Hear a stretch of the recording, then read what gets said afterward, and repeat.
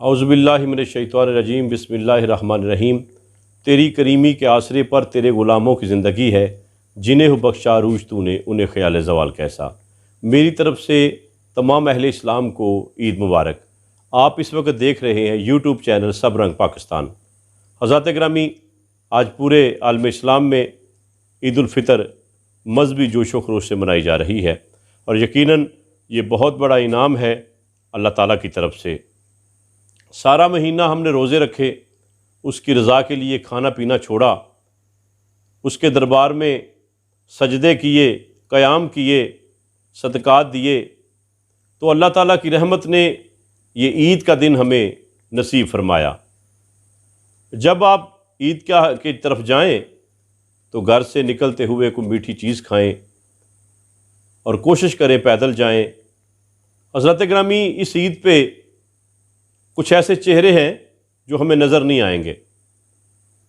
میں ان تمام مرحومین کے لیے دعا کرتا ہوں کہ اللہ تعالیٰ ان کو اپنے جوار رحمت میں جگہ عطا فرمائے، اور خصوصی طور پہ ہمارے ایک دوست، بڑے پیارے دوست رانا راشد صاحب، آپ جوڑا سیان، ان کے والد محترم 19 رمضان المبارک کو وفات پا گئے۔ اللہ تعالیٰ ان کے درجات بلند فرمائے۔ سابقہ چیئرمین UC کنڈ سیان غلام ربانی چیمہ صاحب کی والدہ اس دنیا سے رخصت ہوئیں۔ اسی طرح صوفی منظور انصاری صاحب چلے گئے، ہمارے بزرگ شہباز حزام صاحب چلے گئے، عثمان مغل ہمارا نوجوان بیٹا چلا گیا۔ اللہ تعالیٰ سب کے درجات بلند فرمائے، اور میں آپ سے گزارش کروں گا ان مرحومین کے لیے آپ بھی دعا فرمائیں۔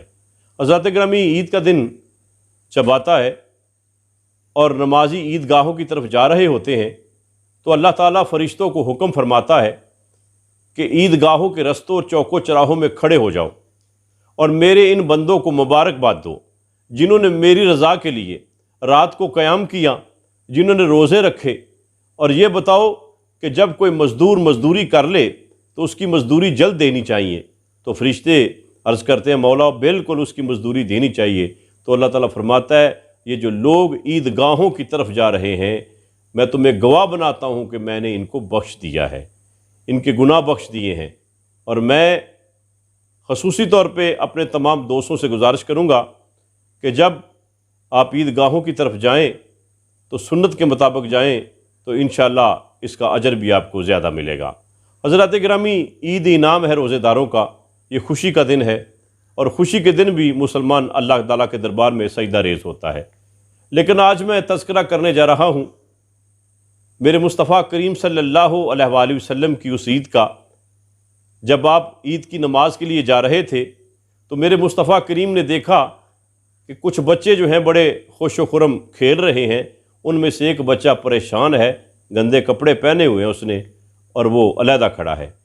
اور یہ کیسے ہو سکتا ہے کہ کوئی غمگین ہو اور مصطفیٰ کریم اس کا غم دور نہ کریں، اور جو غمگین ہو اور وہ مصطفیٰ کریم سے محبت کرنے والا ہو تو مصطفیٰ کریم اس کی طرف توجہ نہ کریں۔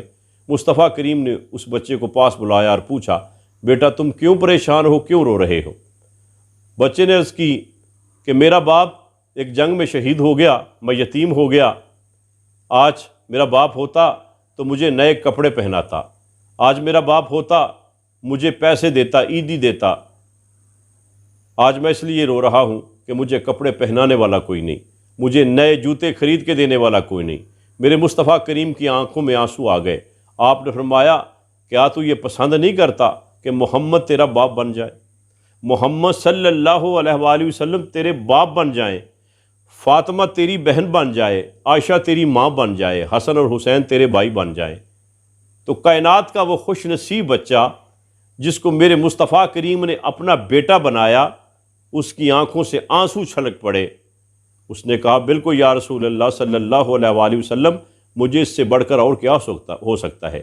مصطفیٰ کریم اس کو گھر لے گئے، جا کے حضرت عائشہ صدیقہ سے فرمایا کہ دیکھو یہ تمہارا بیٹا آیا ہے، یہ میرا بیٹا آیا ہے۔ آپ نے اس کو نہلایا، اس کو نئے کپڑے دیے اور عیدگاہ کی طرف چل دیے۔ حضرات گرامی، میرے مصطفیٰ کریم نے جس یتیم کو اپنا بیٹا بنایا، جب مصطفیٰ کریم کا وصال ہوا تو پھر اس نے رونا شروع کر دیا، اپنے سر میں مٹی ڈالنا شروع کر دی کہ آج میں پھر یتیم ہو گیا۔ تو حضرت صدیق اکبر نے پھر اس وقت ان کے سر پر اس بچے کے سر پر ہاتھ پھیرا اور دلاسا دیا کہ اب تیری کفالت میں کروں گا۔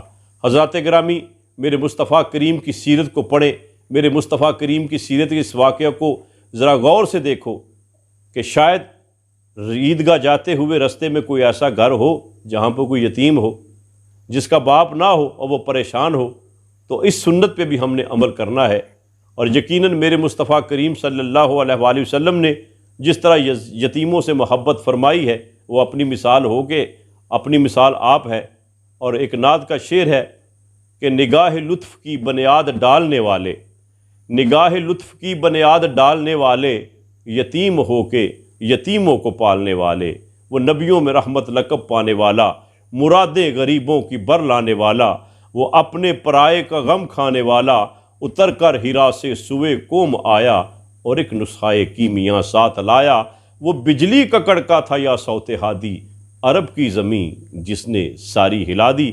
اور اگر ہماری وجہ سے کسی یتیم کی عید ہو جائے، خوشی ہو جائے، اس کے آنگن میں خوشی ہو جائے، تو اس سے بڑھ کر کیا ہو سکتا ہے؟ بہرحال ہم نے ہر صورت حضور اکرم صلی اللہ علیہ وآلہ وسلم کی سیرت پہ عمل کرنا ہے۔ اللہ تعالیٰ ان کی سیرت پہ ہمیں عمل کرنے کی توفیق عطا فرمائے۔ بہت شکریہ۔